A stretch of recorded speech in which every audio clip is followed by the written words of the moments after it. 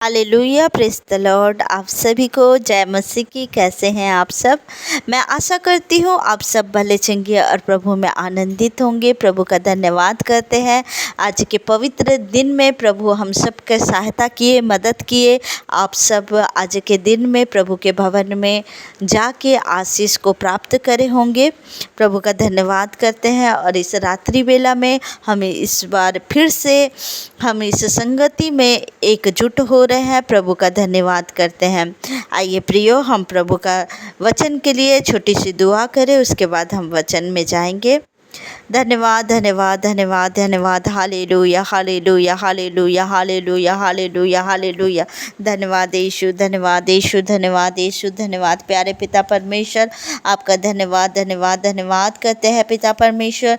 आपकी स्तुति स्तुति स्तुति करते हैं राजा। आपकी महिमा करते हैं, आपकी प्रशंसा करते हैं, आपका जय जयकार करते हैं खुदावन। आपका धन्यवाद करते हैं खुदा पिता परमेश्वर। आप राजाओं के राजा और प्रभुओं के प्रभु, आप सर्वशक्तिमान परमेश्वर हैं मेरे खुदा, मेरे पिता परमेश्वर। आपका धन्यवाद करते हैं राजा पिता परमेश्वर। वचन बोलने में सहायता मदद करे प्रभु। वचन बोलने वाली मैं नहीं पिता, आपका आत्मा मेरे मुख के द्वारा होकर प्रभु आपके प्रजा को प्रभु आप आशीषित करे प्रभु मेरे खुदावन। आप बातचीत करे पिता परमेश्वर। मैं आपका धन्यवाद धन्यवाद और धन्यवाद करती हूँ। और इस छोटी सी दुआ को उद्धारकर्ता मुक्तिदाता यीशु मसीह नासरी के नाम से मांग लेती हूँ। सुनिए और दया से ग्रहण करिए।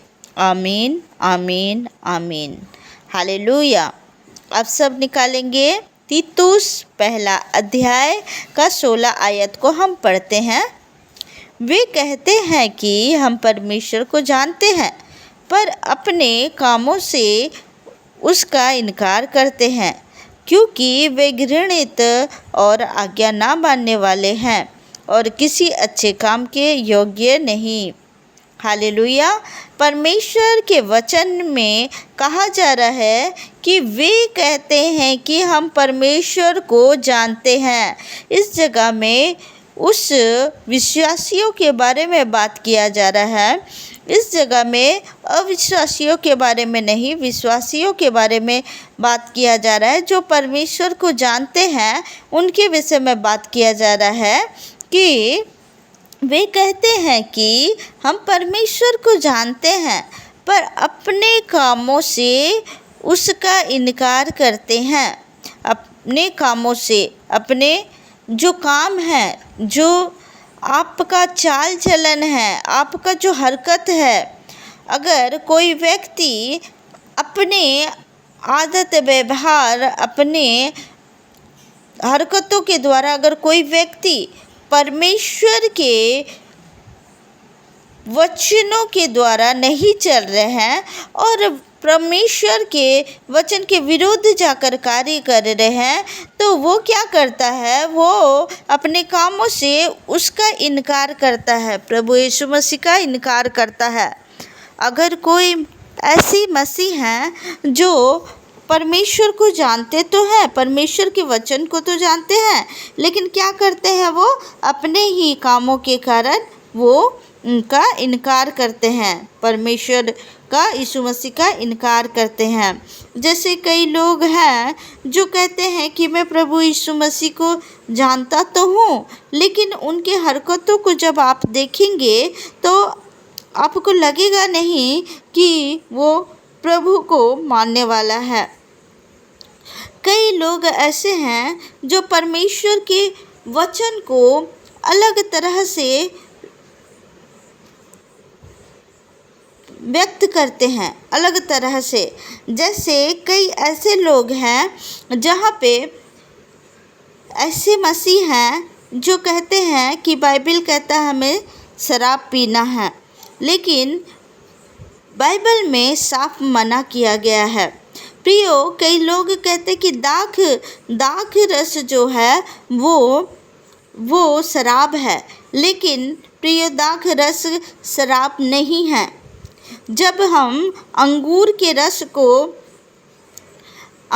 का रस जब उसे उबाला नहीं जाता है, गर्म नहीं किया जाता है, तो वो शराब का रूप नहीं लेता है। अगर अंगूर का रस जिसे सिर्फ अंगूर से निकाला गया हो वो रस शराब नहीं है। लेकिन जब इस वचनों में जब हम देखते हैं दाख रस के विषय में लिखा हुआ है, तो कई मसीही लोग उसे कहते हैं कि हमें तो बाइबल में अनुमति मिला है कि हम दाख रस पी सकते हैं और प्रभु यीशु मसीह ने दाख रस दिया। ये गलत बातें हैं, क्योंकि दाख रस वो दाख रस नहीं है। प्रभु के वचन में साफ मना किया गया है कि मतवाला ना बन। कई जगह में मसीह लोग वचनों को लेकर ये कहते हैं कि हम पी सकते हैं, लेकिन पीने की अनुमति नहीं है। पीने की अनुमति नहीं है। कई ऐसे वचनों को निकालते हैं और ये कहते हैं, लेकिन बिल्कुल ऐसी अनुमति नहीं है। प्रभु का वचन कहता है मतवाला मत बन, मतवाला मत बन। तो प्रभु का वचन कह रहा है मतवाला मत बन, तो मतवाला नहीं बनना है। और कई ऐसे जगह में है कि प्रभु यीशु मसीह जब हम वचन में पढ़ते हैं और उस जगह में साफ मना किया गया है कि मूर्ति पूजा ना करने। लेकिन अगर प्रभु यीशु मसीह का ही अगर मूर्ति बनाकर या फोटो को पूजते हैं, तो प्रियो ये गलत है, नहीं करना है वैसे, क्योंकि वो भी मूर्ति है, वो भी मनुष्य के द्वारा बनाया गया है। और बाइबल में साफ बोला गया है कि प्रभु के वचन में साफ लिखा गया है, आज्ञा में साफ लिखा गया है, तू अपने लिए कोई मूर्ति खोद कर ना बनाना, ना उसको ईश्वर कर उसका आराधना करना। ईश्वर कहकर उसका आराधना भी नहीं करना है, ना ही किसी मूर्ति को बनाना है। और ये कार्य किया जा रहा है, और इसी बातों को लेकर लोग अलग अलग बातों को बनाते हैं। लेकिन प्रियो, जब वचन में लिखा हुआ है मूर्ति पूजा नहीं करना है, दाख रस जो लोग शराब कहते हैं वो दाख रस शराब नहीं है।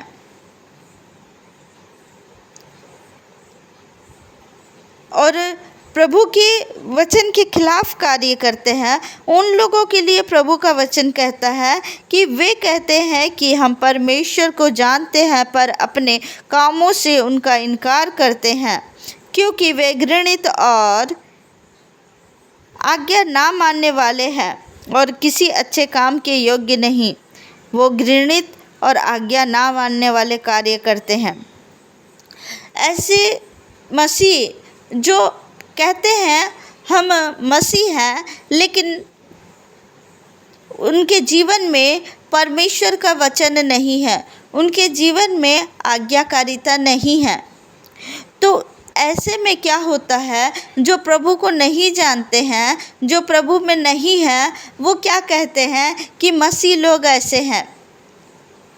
सारे मसीह लोग उन कुछ मसीह के कारण, कुछ ऐसे लोगों के कारण जो नामधारी हैं, उनके कारण सारे लोगों को ऐसा कहा जाता है। लेकिन प्रियो, जब तक के आप परमेश्वर के वचन को नहीं मान रहे हैं, तो प्रभु ने एक जगह में क्या कहा, जो मेरे वचन को मानता है वो मेरे भाई है, वो मेरे बहन है।